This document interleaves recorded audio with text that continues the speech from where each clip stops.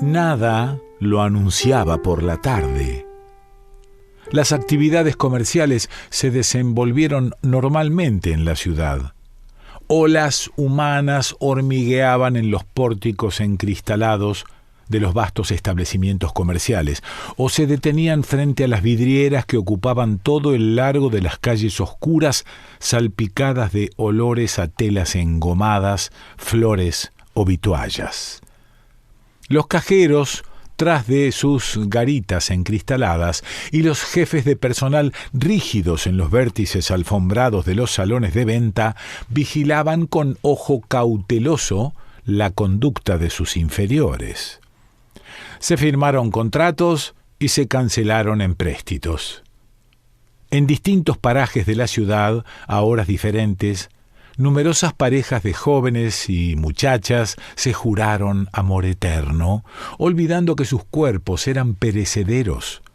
Algunos vehículos inutilizaron a descuidados paseantes y el cielo, más allá de las altas cruces metálicas pintadas de verde que soportaban los cables de alta tensión, se teñía de un gris ceniciento, como siempre ocurre cuando el aire está cargado de vapores acuosos. Nada lo anunciaba. Por la noche fueron iluminados los rascacielos. La majestuosidad de sus fachadas fosforescentes, recortadas a 3 dimensiones sobre el fondo de tinieblas, intimidó a los hombres sencillos. Muchos se formaban una idea desmesurada respecto a los posibles tesoros blindados por muros de acero y cemento. Fornidos vigilantes, de acuerdo a la consigna recibida, al pasar frente a estos edificios observaban cuidadosamente los zócalos de puertas y ventanas. No hubiera allí abandonada una máquina infernal. En otros puntos se divisaban las siluetas sombrías de la policía montada, teniendo del cabestro a sus caballos y armados de carabinas enfundadas y pistolas para disparar gases lacrimógenos. Los hombres timoratos pensaban, «¡Qué bien estamos defendidos!» y miraban con agradecimiento las enfundadas armas mortíferas. En cambio, los turistas que paseaban hacían detener a sus choferes y con la punta de sus bastones señalaban a sus acompañantes los luminosos nombres de remotas empresas.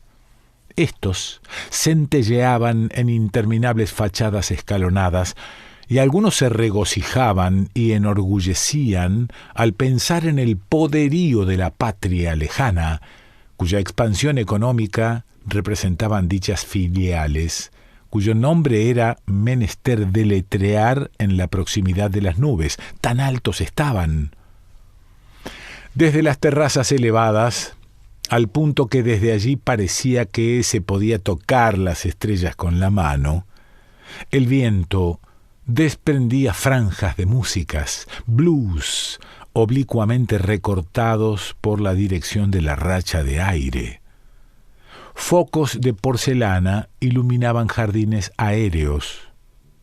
Confundidos entre el follaje de costosas vegetaciones, controlados por la respetuosa y vigilante mirada de los camareros, danzaban los desocupados elegantes de la ciudad, hombres y mujeres jóvenes elásticos por la práctica de los deportes e indiferentes por el conocimiento de los placeres. Algunos parecían carniceros enfundados en un smoking, sonreían insolentemente y todos, cuando hablaban de los de abajo, parecían burlarse de algo que con un golpe de sus puños podían destruir. Los ancianos, arrellanados en sillones de paja japonesa, miraban el azulado humo de sus vegueros o deslizaban entre los labios un esguince astuto, al tiempo que sus miradas duras y autoritarias reflejaban una implacable seguridad y solidaridad. Aún entre el rumor de la fiesta, no se podía menos de imaginárseles presidiendo la mesa redonda de un directorio, para otorgar un empréstito leonino a un estado de cafres y mulatillos, bajo cuyos árboles correrían linfas de petróleo. Desde alturas inferiores, en calles más turbias y profundas que canales, circulaban los techos de automóviles y tranvías, y en los parajes excesivamente iluminados, una microscópica multitud husmeaba el placer barato, entrando y saliendo por los portalones de los dancings económicos, que como la boca de altos hornos vomitaban atmósferas incandescentes. Hacia arriba, en oblicuas direcciones, la estructura de los rascacielos despegaba sobre cielos verdosos o amarillentos relieves de cubos sobrepuestos de mayor a menor. Estas pirámides de cemento desaparecían al apagarse el resplandor de invisibles letreros luminosos. Luego aparecían nuevamente, poniendo una perpendicular y tumultuosa amenaza de combate marítimo al encenderse lívidamente entre las tinieblas. Fue entonces cuando ocurrió el suceso extraño.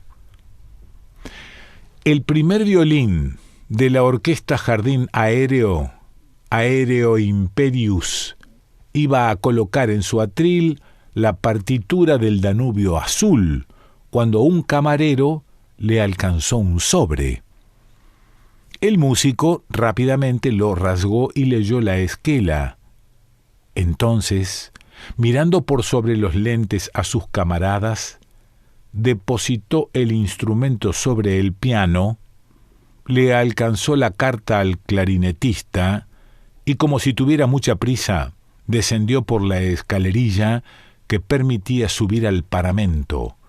Buscó con la mirada la salida del jardín y desapareció por la escalera de servicio, después de tratar de poner inútilmente en marcha el ascensor. Las manos de varios bailarines y sus acompañantes se paralizaron en los vasos que llevaban a los labios para beber al observar la insólita e irrespetuosa conducta de este hombre. Mas, antes de que los concurrentes se sobrepusieran de su sorpresa, el ejemplo fue seguido por sus compañeros, pues se les vio uno a uno abandonar el palco, muy serios y ligeramente pálidos. Es necesario observar que, a pesar de la prisa con que ejecutaban estos actos, los actuantes revelaron cierta meticulosidad. El que más se destacó fue el violonchelista, que encerró su instrumento en la caja. Producían la impresión de querer significar que declinaban una responsabilidad y se lavaban las manos. Tal dijo después un testigo. Y si hubieran sido ellos solos. Lo siguieron los camareros. El público mudo de asombro, sin atreverse a pronunciar palabra. Los camareros de estos parajes eran sumamente robustos. Les vio quitarse los fracs de servicio y arrojarlos despectivamente sobre las mesas. El capataz de servicio dudaba, mas al observar que el cajero, sin cuidarse de cerrar la caja, abandonaba su alto asiento sumamente inquieto, se incorporó a los fugitivos. Aquellos quisieron utilizar el ascensor. No funcionaba. Súbitamente se apagaron los focos. En las tinieblas, junto a las mesas de mármol, los hombres y mujeres que hasta hacía unos instantes se debatían entre las argucias de sus pensamientos y el deleite de sus sentidos, comprendieron que no debían esperar. Ocurría algo que rebasaba la capacidad expresiva de las palabras, y entonces, con cierto orden medroso, tratando de aminorar la confusión de la fuga, comenzaron a descender silenciosamente por las escaleras de mármol. El edificio de cemento se llenó de zumbidos, no de voces humanas, que nadie se atrevía a hablar, sino de roces, tableteos, suspiros. De vez en cuando alguien encendía un fósforo y por el caracol de las escaleras, en distintas alturas del muro, se movían las siluetas de espaldas encorvadas y enormes cabezas caídas, mientras que en los ángulos de pared las sombras se descomponían en saltantes triángulos irregulares. No se registró ningún accidente. A veces, un anciano fatigado o una bailarina amedrentada se dejaba caer en el borde de un escalón y permanecía allí sentada con la cabeza abandonada entre las manos sin que nadie la pisoteara. La multitud, como si adivinara su presencia encogida en la pestaña de mármol, describía una curva junto a la sombra inmóvil. El vigilante del edificio durante 2 segundos encendió su linterna eléctrica y la rueda de luz blanca permitió ver que hombres y mujeres, tomados indistintamente de los brazos, descendían cuidadosamente. El que iba junto al muro llevaba la mano apoyada en el pasamanos. Al llegar a la calle, los primeros fugitivos aspiraron afanosamente largas bocanadas de aire fresco. No era visible una sola lámpara encendida en ninguna dirección. Alguien raspó una cerilla en una cortina metálica y entonces descubrieron en los umbrales de ciertas casas antiguas criaturas sentadas pensativamente. Estas, con una seriedad impropia de su edad, levantaban los ojos hacia los mayores que los iluminaban, pero no preguntaron nada. De las puertas de otros rascacielos también se desprendía una multitud silenciosa. Una señora de edad quiso atravesar la calle y tropezó con un automóvil abandonado.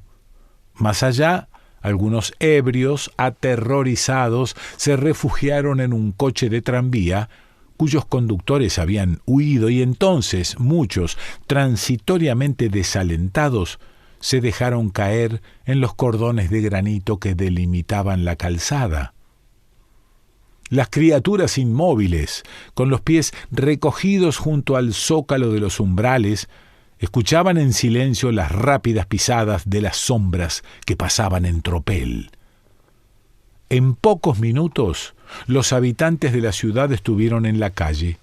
De un punto a otro en la distancia, los focos fosforescentes de linternas eléctricas se movían con irregularidad de luciérnagas. Un curioso resuelto intentó iluminar la calle con una lámpara de petróleo, y tras de la pantalla de vidrio sonrosado se apagó 3 veces la llama. Sin zumbidos, soplaba un viento frío y cargado de tensiones voltaicas. La multitud espesaba a medida que transcurría el tiempo. Las sombras de baja estatura, numerosísimas, avanzaban en el interior de otras sombras menos densas y altísimas de la noche, con cierto automatismo que hacía comprender que muchos acababan de dejar los lechos y conservaban aún la incoherencia motora de los semidormidos. Otros, en cambio, se inquietaban por la suerte de su existencia y calladamente marchaban al encuentro del destino que adivinaban erguido como un terrible centinela tras de aquella cortina de humo y de silencio. De fachada a fachada, el ancho de todas las calles trazadas de este a oeste se ocupaba de la multitud. Esta, en la oscuridad, ponía una capa más densa y oscura que avanzaba lentamente, semejante a un monstruo cuyas partículas están ligadas por el jadeo de su propia respiración. De pronto un hombre sintió que le tiraban de una manga insistentemente. Balbuceó preguntas al que así le hacía, mas como no le contestaban, encendió un fósforo y descubrió el achatado y velludo rostro de un mono grande que con ojos medrosos parecía interrogarlo acerca de lo que sucedía. El desconocido de un empellón apartó la bestia de sí, y muchos que estaban próximos a él repararon que los animales estaban en libertad. Otro identificó varios tigres, confundidos en la multitud por las rayas amarillas que a veces fosforecían entre las piernas de los fugitivos, pero las bestias estaban tan extraordinariamente inquietas que, al querer aplastar el vientre contra el suelo para denotar sumisión, obstaculizaban la marcha, y fue menester expulsarlas a puntapiés. Las fieras echaron a correr, y como si se hubieran pasado una consigna, ocuparon la vanguardia de la multitud. Se adelantaban con la cola entre las zarpas y las orejas pegadas a la piel del cráneo. En su elástico avance volvían la cabeza sobre el cuello y se distinguían sus enormes ojos fosforescentes como bolas de cristal amarillo. A pesar de que los tigres caminaban lentamente, los perros, para mantenerse a la par de ellos, tenían que mover apresuradamente las patas. Súbitamente, sobre el tanque de cemento de un rascacielos, apareció la luna roja. Parecía un ojo de sangre despegándose de la línea recta, y su magnitud aumentaba rápidamente.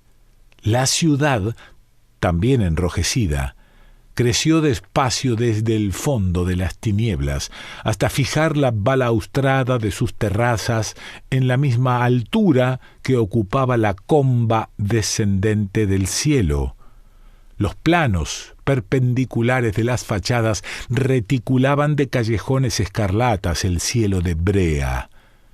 En las murallas escalonadas, la atmósfera enrojecida se asentaba como una neblina de sangre. Parecía que debía verse aparecer sobre la terraza más alta un terrible dios de hierro con el vientre troquelado de llamas y las mejillas abultadas de gula carnicera.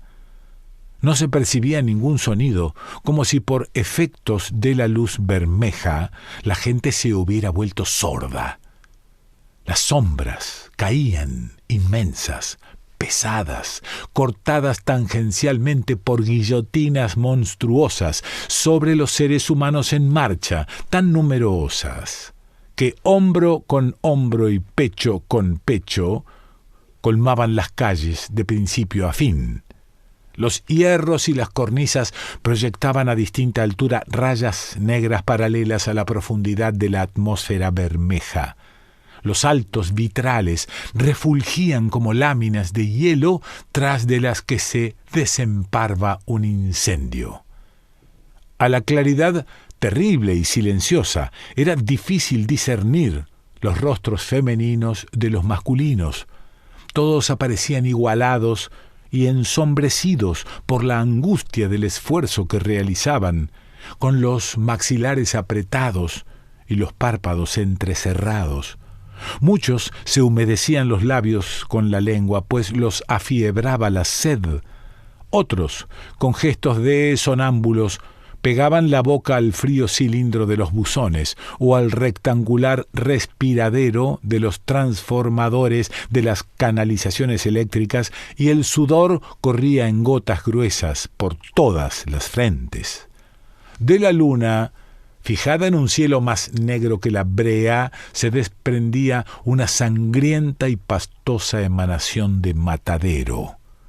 La multitud en realidad no caminaba, sino que avanzaba por reflujos, arrastrando los pies, soportándose los unos en los otros, muchos adormecidos e hipnotizados por la luz roja que, cabrileando de hombro en hombro, hacía más profundos y sorprendentes los tenebrosos cuévanos de los ojos y roídos perfiles.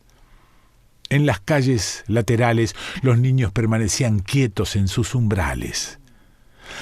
Del tumulto de las bestias, engrosado por los caballos, se había desprendido el elefante, que con trote suave corría hacia la playa, escoltado por dos potros.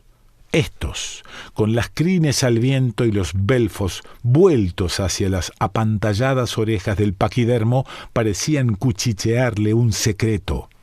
En cambio, los hipopótamos, a la cabeza de la vanguardia, buceaban fatigosamente en el aire, recogiéndolo con los golpes en vacío de sus hocicos acorazados.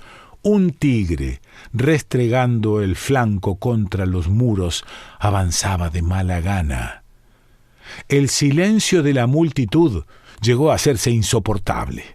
Un hombre trepó a un balcón y, poniéndose las manos ante la boca a modo de altoparlante, aulló congestionado: «Amigos, ¿qué pasa, amigos? Yo no sé hablar, es cierto, no sé hablar, pero pongámonos de acuerdo». Desfilaban sin mirarle, y entonces el hombre, secándose el sudor de la frente con el velludo dorso del brazo, se confundió en la muchedumbre. Inconscientemente todos se llevaron un dedo a los labios, una mano a la oreja. No podían ya quedar dudas. En una distancia empalizada de friego y tinieblas, más movediza que un océano de petróleo encendido, giró lentamente sobre su eje la metálica estructura de una grúa. Oblicuamente un inmenso cañón negro colocó su cónico perfil entre cielo y tierra, escupió fuego retrocediendo sobre su cureña y un silbido largo cruzó la atmósfera con un cilindro de acero. Bajo la luna roja, bloqueada de rascacielos bermejos, la multitud estalló en un grito de espanto. «No queremos la guerra. No, no, no». Comprendían esta vez que el incendio había estallado sobre todo el planeta y que nadie se salvaría.